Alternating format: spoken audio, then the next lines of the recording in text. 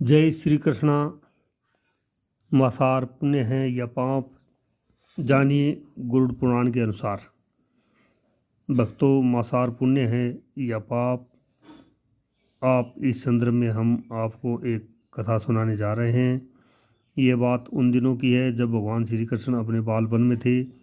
एक बार जब श्री कृष्ण एक पेड़ के नीचे बैठे थे और बांसुरी बजा रहे थे, उसी समय उनकी तरफ एक हिरण दौड़ता हुआ आया और उनके पीछे जाकर के छुप गया।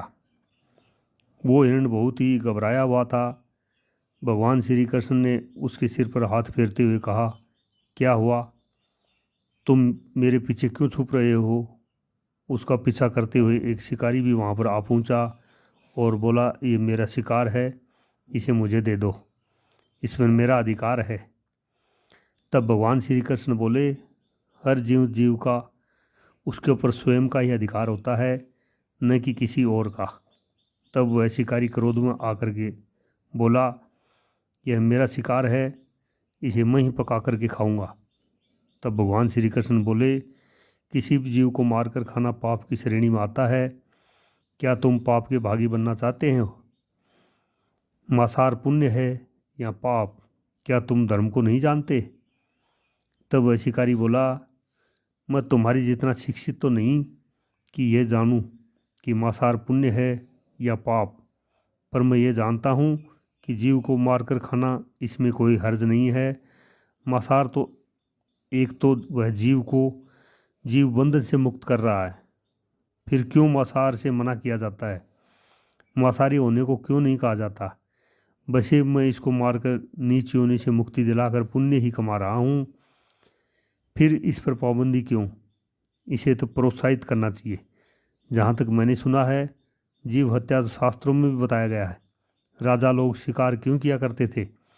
ऐसे तमाम तर्क देते हुए श्री कृष्ण जी से पूछा कि फिर क्यों ये मांसाहार गलत है और पाप की श्रेणी में आता है।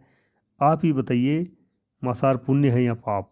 भगवान श्री कृष्ण जी समझ गए कि इसकी बुद्धि मांस खाने के कारण तामसिक हो गई है और उसने सोचने और समझने की बुद्धि खो दी है।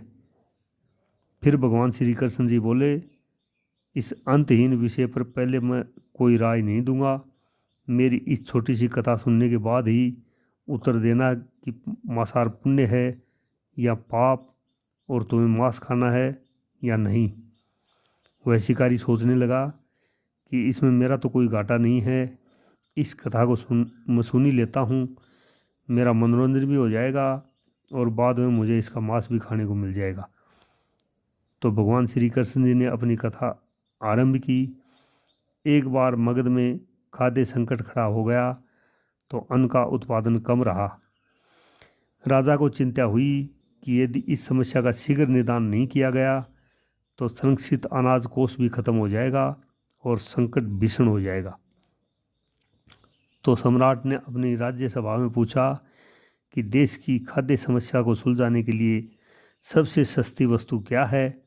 मंत्रीगण सोच में पड़ गए। चावल, गेहूँ, आलू इत्यादि पदार्थों को उगाने के लिए बहुत श्रम करना पड़ता है। वह तभी प्राप्त होते हैं जब प्रकृति का प्रकोप न हो। ऐसे में तो कुछ सस्ता हो ही नहीं सकता। तभी शिकारी का शौक रखने वाले एक मंत्री ने सोचा कि यही उत्तम अवसर है, क्यों न अंधाधुंध शिकार करने के लिए राजा की अनुमति ले ली जाए। उसने सभा में कहा कि सबसे सस्ता खाद्य पदार्थ मांस है। इसके लिए धन खर्च भी नहीं करना पड़ता और पौष्टिक खाना भी मिलता है। सभी सामंतों ने इस बात का समर्थन कर दिया, लेकिन मगध के प्रधान सेनापति ने अभी भी चुप ही थे। सम्राट ने कहा, प्रधान सेनापति जी, आप चुप क्यों हो। आपने कोई अनुमोदन नहीं किया, आपका क्या मत है। प्रधान सेनापति जी ने कहा, मैं यही नहीं मानता कि यह कथन सही है कि मांस सबसे सस्ता पदार्थ है। फिर भी इस विषय पर मैं अपने विचार आपके सामने कल रखूँगा। प्रधान सेनापति उसी रात मांसाहार का प्रस्ताव रखने वाले सामंत के घर पहुँचे। सामंत ने इतनी देर रात प्रधान सेनापति को अपने घर आया देखा तो वह घबरा गया। किसी अनिष्ट की आशंका से वह कांप गया। प्रधान सेनापति ने कहा, संध्या को महाराज बीमार हो गए, उनकी हालत बहुत ही खराब है। राज्य वेद ने कहा है कि किसी शक्तिशाली देह का 2 तोला मांस मिल जाए तो राजा के प्राण बचाए जा सकते हैं। तो आपके हृदय का 2 तोला मांस इस काम के लिए चाहिए, और आप राजा के बहुत सी विश्वास पात्र भी हैं, और आप ही सबसे उचित हैं इसके लिए। इसलिए आपको योग्य, आपसे ज़्यादा योग्य कौन होगा। इसके लिए आप जो भी मूल्य लेना चाहते हो ले सकते हैं। आप कहें तो इस काम के लिए मैं आपको 1 लाख स्वर्ण मुद्राएं भी दे सकता हूँ। एक बड़ी जागीर भी आप मांग सकते हैं। बस आप अपनी इच्छा कहें, मैं कटार से आपके हृदय को चीरकर बस 2 तोला मांस निकाल लूँगा। यह सुनकर सामंत के चेहरे पर का रंग फीका पड़ गया। वह सोचने लगा, जब जीवन ही नहीं रहेगा तो लाख स्वर्ण मुद्राओं से मैं क्या करूँगा, और बड़ी जागीर भी किस काम की, क्या काम आएगी। वह झटपट अंदर भागा और अपनी तिजोरी से 1 लाख स्वर्ण मुद्राएं लेकर आया। मुद्राएं देकर उसने प्रधान सेनापति के पांव पकड़ लिए और गिड़गिड़ाते हुए बोला, श्रीमंत, मैं आपकी 1 लाख मुद्राओं में अपनी 1 लाख मुद्रा और मिलाता हूँ। इस पैसे से आप किसी और सामंत के हृदय का मांस खरीद लें, किंतु मुझे जाने दें। यह बात किसी और को पता न चले, मैं आपसे आग्रह करता हूँ। प्रधान सेनापति जी यह सब समझ चुके थे। वह उसे थोड़ी और मानसिक पीड़ा देना चाहते थे। प्रधान सेनापति जी ने आगे कहा, सामंत, आप शरीर से बलिष्ठ हैं, आपकी कदकाठी भी महाराज से मिलती जुलती है। इसलिए राज्य वैद्य ने खास तौर पर आप ही का नाम लिया है। आपके दान से हमारे अच्छे राजा की जिंदगी बच सकती है। आप कहे तो मैं आपको प्रधान सेनापति का पद भी देने को तैयार हूँ, और खुद आपका कर्मचारी बनकर रहूँगा, पर प्रजा से हमारे राजा न छीने जाएं। इसलिए ये अच्छा काम आप ही करें तो बेहतर रहेगा। सामंत तो फंसता हुआ दिख रहा था। उनके शरीर पर अंग वस्त्र रखकर उन्होंने अपने जूते भी पहन लिए। जैसे वहाँ से भागने वाला था, वह तुरंत प्रधानमंत्री सेनापति के पैरों में लेट गया। उसने याचना की कि प्रधान सेनापति जी, मैं इसके योग्य नहीं हूँ। जब प्राणी नहीं रहेंगे तो प्रधान सेनापति जी का पद या राजा का सिंहासन भी मिल जाए तो मैं उसका क्या करूँगा। आप चाहो तो मेरा सब कुछ ले लें, पर मेरे प्राण न लें। मैं अपना ये भवन और सारा धन आपको सौंपता हूँ। रातों रात राज्य से निकल जाऊँगा। इतना कहकर वह अपने घोड़े की ओर भागा, और जैसे ही अपना घोड़ा गठने लगा, आवाज़ आई, अभी अभी अपने पीछे गए तुम अपने पूरे परिवार को भी छोड़ करके जा रहे हो। सामंत बोला, मेरे प्राण से प्रिय कुछ भी नहीं है। जब जीवन ही नहीं रहेगा तो कुटुंब और परिवार का क्या करूँगा। जीवन रहा तो ऐसे ही सुखी रह लूँगा। इतना कहकर घोड़े पर छलांग लगाकर बैठ भी गया और भागने की तैयारी करने लगा। वह अभी चलने को ही था कि प्रधान सेनापति जी ने उनके घोड़े की लगाम पकड़ ली।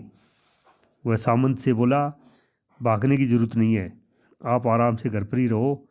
मैं किसी और के प्रयास करता हूँ, किसी और से ले आता हूँ। यह कहकर प्रधान सेनापति वहाँ से चले गए। प्रधान सेनापति के वहाँ से जाने पर सामंत के अंदर कुछ जान तो आई, परंतु बेचैनी बनी रही। उसकी नींद खराब हो चुकी थी। मुद्राएं लेकर प्रधान सेनापति जी बारी बारी से सभी सामंतों के घर पहुँचे और सभी से राजा के लिए हृदय का 2 तोला मांस मांगा, परंतु कोई भी राजी नहीं हुआ। सब ने अपने अपने बचाव के लिए प्रधान सेनापति जी को, किसी ने 1 लाख, किसी ने 2 लाख, किसी ने 5 लाख तक मुद्राएं दी। इस प्रकार प्रधान सेनापति जी ने एक ही रात में करोड़ों स्वर्ण मुद्राएं जमा कर ली। फिर सुबह होने से पहले ही अपने महल में पहुंच गए। अगले ही दिन राजसभा में सभी सामंत समय से ही पहले पहुंच गए। सभी यह जानना चाहते थे कि राजा स्वस्थ है कि नहीं, लेकिन कोई भी किसी से भेद नहीं खोल रहा था। सबको राजवैद्य की तलाश थी। उनसे ही उन्हें कुछ सूचना मिल सकती थी। प्रधान सेनापति जी ने सैनिकों को आज्ञा दे रखी थी कि जब तक महाराज राजसभा में ना आए किसी भी सामंत को महल के से बाहर जाने की आज्ञा नहीं है। राजसभा में अपनी चिर परिचित गति में आए राजा जी और अपने सिंहासन पर आकर के बैठ गए। सभी सामंतों ने देखा कहीं से भी राजा उन्हें अस्वस्थ नहीं लग रहे थे। उन्हें तो कुछ समय ही कुछ भी नहीं हुआ था। प्रधान सेनापति जी ने उनसे झूठ बोला। हर सामंत के मन में यही विचार चल रहा था, पर कोई भी किसी और को कुछ भी न बोल रहा था। आपस में कोई बात नहीं कर रहे थे। तभी प्रधान सेनापति जी ने राजा से के समक्ष 1 करोड़ स्वर्ण मुद्राएं रख दी। राजा ने पूछा, ये स्वर्ण मुद्राएं किसके लिए हैं और कहाँ से आई? प्रधान सेनापति जी ने कहा, 2 तोले मांस के लिए इतनी धनराशि जुटाई है, पर 2 तोला मांस नहीं मिला। अपनी जान बचाने के लिए सामंतों ने ये मुद्राएं दी है। अब आप यह विचार कीजिए मांस कितना सस्ता है। राजा को बात समझ में आ गई। उन्होंने प्रजा को अतिरिक्त परिश्रम करने का निवेदन किया और राजा के अनाज भंडार से अनाज निकालकर श्रमिकों को दे दिया गया। उन्होंने पौष्टिक सब्जियां और खेती का तुरंत आदेश दिया। वह 1 करोड़ स्वर्ण मुद्राएं भी इसी कार्य के लिए और श्रमिकों के कल्याण के लिए खर्च की गई। ऐसे साग सब्जी तेज़ी से उगी जिससे प्रजा का कल्याण भी हुआ और पौष्टिकता भी मिली। कुछ समय बाद मौसम अनुकूल हुआ और खेती लहलहाने लगी। इस प्रकार राज्य में खाद्य संकट दूर हुआ। तो मित्रों, जीवन का यह मूल्य भगवान श्री कृष्ण हमें इस कथा के जरिए समझाना चाहते हैं कि हम यह न भूलें कि जिस तरह हमें अपनी जान प्यारी है, उसी तरह सभी जीवों को अपनी अपनी जान उतनी ही प्रिय है जितनी हमारे को है। अपने दिल से जानिए प्राय दिल का हाल। यदि संसार के संबंधों से मुक्त करने का तर्क सही है, यदि जीव हत्या जीव को संसार बंधन को मुक्त करने का तरीका है, तो अत्याचारी द्वारा किया गया नरसंहार भी मान्य है। वह भी ये तर्क दे सकते हैं कि वह लोग जीवन के कष्ट से आप लोगों को मुक्त कर रहे हैं।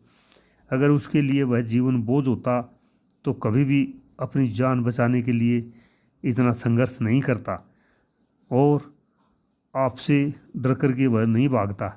जो आपके सामने असहाय हो जाता है उसे प्राण गंवाने पड़ते हैं। जिन जीवों को मारकर आप खा रहे हैं उन्हें तो प्राण बचाने का अवसर भी नहीं मिलता। बर्बरता सिर्फ वही नहीं है जहाँ सिर्फ मानव का रक्त बहता है। बर्बरता उसे भी कही जा सकती है जहाँ स्वार्थ के लिए किसी जीव की हत्या कर दी जाए।